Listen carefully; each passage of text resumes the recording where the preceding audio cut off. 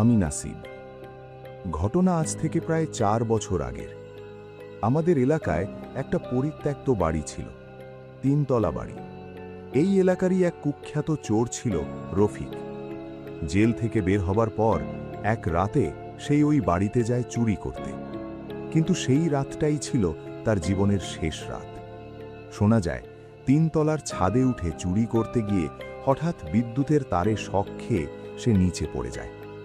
আর যেখানে পড়ে সেখানে ছিল একটি কাঁঠাল গাছ আর একটি নিম গাছ। গাছ দুটির চারপাশে লোহার নেট দিয়ে ঘেরা ছিল, আর জায়গাটা ছিল জঙ্গল আর পোকামাকড়ে ভর্তি। জায়গাটা এমনই ভয়ঙ্কর ছিল যে দিনের বেলাতেও কেউ ওদিকে যেত না।